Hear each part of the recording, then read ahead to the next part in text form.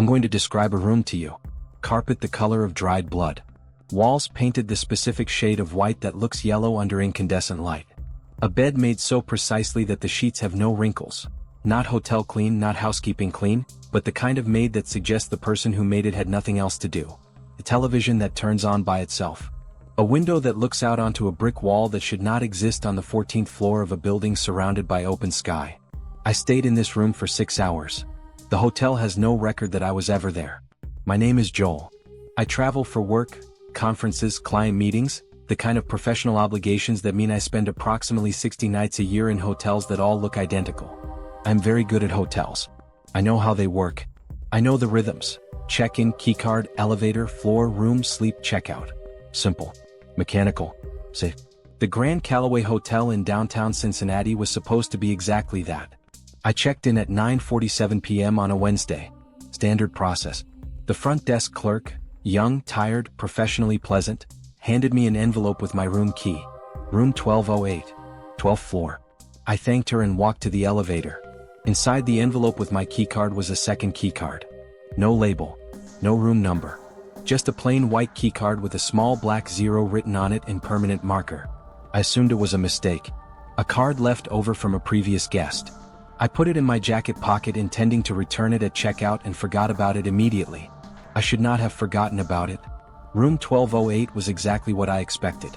Standard layout. King bed. Desk. Bathroom with too many mirrors. I unpacked, showered, set my alarm for 6 a.m. and was asleep by 11. At 2:31 a.m. I woke up. Not gradually. Not the slow surfacing of normal sleep. Instantly and completely awake, sitting upright in a dark room, with the specific, unshakable certainty that something had changed while I was sleeping. The television was on. I had not turned it on. I never turn hotel televisions on. But it was on, volume at 0, showing nothing but a gray test pattern, casting that flat, dead light across the room that makes everything look like it belongs in a photograph taken a long time ago. I turned it off. I lay back down. At 2:31 a.m. the television turned on again. I checked my phone. Exactly 2:31. Same time. I turned the television off at the power button on the set itself, not the remote. Held it until the screen went dark. I lay back down. The room was silent for 40 seconds. Then I heard the elevator. Not the elevator moving. The elevator arriving. That specific mechanical exhale, the doors opening, coming from directly outside my room.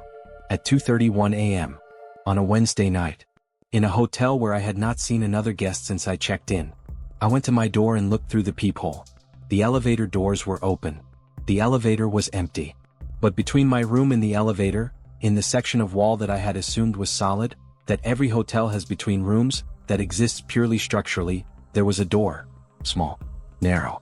The kind of door that should lead to a utility closet or a maintenance shaft. But it had a keycard reader beside it. And on the door, in the same permanent marker as the card in my jacket pocket, someone had written a 0. I want to tell you that I went back to bed. I want to tell you that a reasonable person would have seen a maintenance door at 2:31 a.m. and made the obvious, sensible decision to return to their room and sleep and hand in the extra keycard at checkout in the morning. I stood in front of that door for 4 minutes. Then I took the keycard out of my jacket pocket. The reader blinked green. The door opened. There are things about room 0 that I can describe accurately and things that resist description entirely. What I can tell you, it was furnished. Fully. Bed made with that eerie, wrinkle-free precision I mentioned at the start. Desk with a lamp already on. Armchair in the corner angled toward the window. Bathroom with toiletries arranged on the counter. Soap, shampoo, a toothbrush still in its packaging. A calendar on the wall. Paper. The kind hotels stopped using 15 years ago. Open to a specific month, a specific date. One date circled in red. Today's date. What I cannot fully describe, the feeling of the room. Hotels have a specific absence. The absence of personality, of life, of anyone having genuinely inhabited the space. Room 0 had the opposite. It felt occupied. Not recently vacated but actively, presently inhabited. The air was warm in a way that had nothing to do with the heating system. The lamp on the desk was warm to the touch, the specific warmth of something that had been on for hours. Someone lived here. Someone was living here. The closet door was closed. I stood in the middle of room 0 at 2:47 a.m. and looked at that closet door and made a list of every reason not to open it. The list was long and every item on it was reasonable and correct. I opened it anyway. Clothes, hanging neatly. A jacket.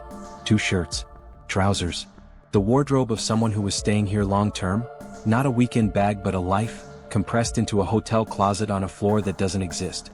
On the shelf above the clothes, a photograph. I picked it up. It was a photograph of room 1208. My room. My suitcase open on the luggage rack. My jacket on the chair. My phone charging on the nightstand.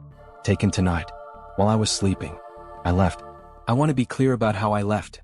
Not quickly, not running because my legs had stopped working properly and the walk from room 0 back through that narrow door felt like moving through water. I made it back to room 1208. I locked the door. I put the chain on. I sat on the bed with every light on until 6 a.m. At checkout I mentioned the extra key card to the front desk. The clerk looked at it for a long moment. Then she looked at me. She said their key cards didn't have handwriting on them. She said they didn't have a room 0.